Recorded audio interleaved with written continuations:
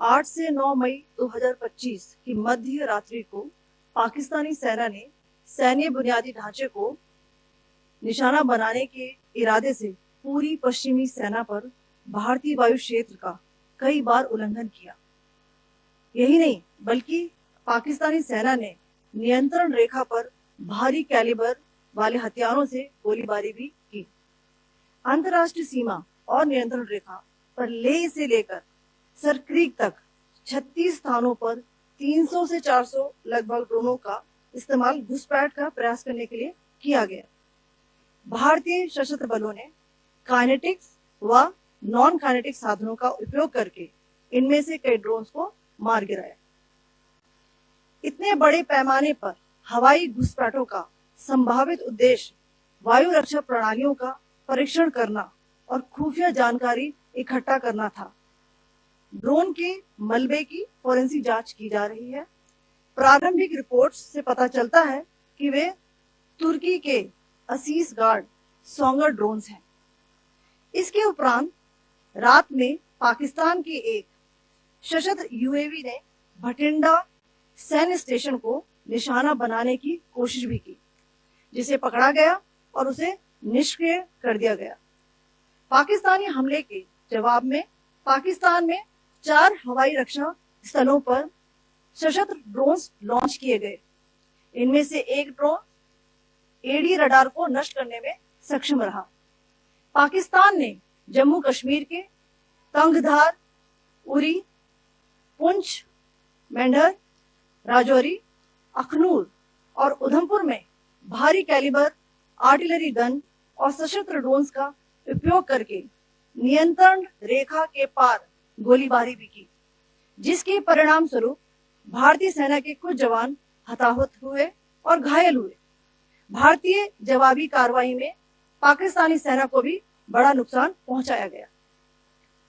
इसके अलावा पाकिस्तान का गैर जिम्मेदाराना व्यवहार फिर से सामने आया। 7 मई 2025 को रात 8:30 बजे एक असफल अकारण ड्रोन और मिसाइल हमला करने के बावजूद पाकिस्तान ने अपना नागरिक हवाई क्षेत्र बंद नहीं किया।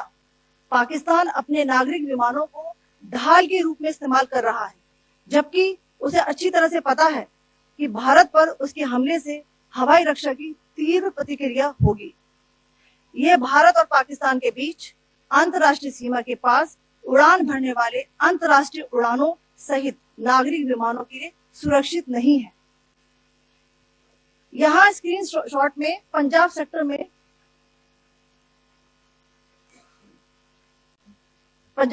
में हाई एयर डिफेंस अलर्ट स्थिति के दौरान एप्लीकेशन फ्लाइट रडार 24 का डेटा दिखाया गया है। जैसा कि आप देख रहे हैं यहाँ पर भारतीय पक्ष का हवाई क्षेत्र घोषित बंद के कारण नागरिक हवाई यातायात से पूरी तरह से रहित है। कराची और लाहौर के बीच के हवाई अड्डे मार्ग पर नागरिक एयरलाइंस उड़ान भर रही है। हाईलाइट किया गया है विमान फ्लाइनेस एविएशन का एयरबस 320, जैसा कि आप यहाँ देख रहे हैं, जो कि शाम को 5:50 बजे दमम से शुरू हुआ और रात को 9:10 बजे लाहौर में उतरा। ये सारा डिटेल्स आप यहाँ देख रहे हैं, ये डिटेल्स यहाँ लिखा हुआ है। Can you see this?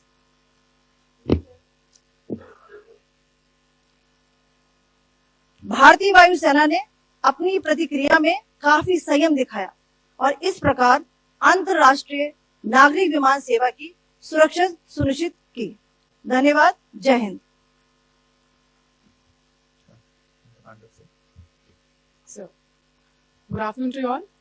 On the intervening night of 8-9 May 2025, Pakistan military carried out multiple violations of Indian airspace along the entire western border with an intent to target military infrastructure. Pakistan military also resorted to firing of heavy caliber weapons along the line of control.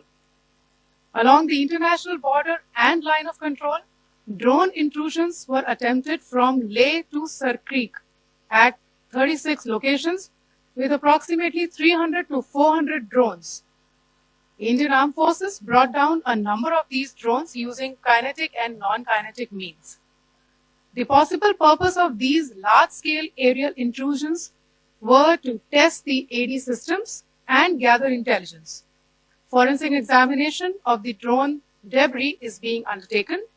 Preliminary reports suggest them to be of Aziz Guard Songa drone of Turkey.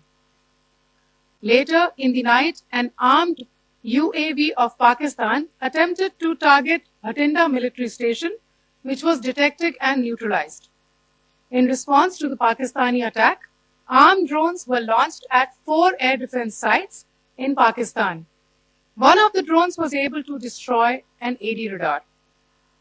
Pakistan also carried out artillery shelling across the line of control using heavy caliber artillery guns and armed drones at Tangdhar, Uri, Poonch, Mendhar, Rajouri, Akhnur and Udhampur in Jammu and Kashmir area, which resulted in some losses and injuries to Indian Army personnel.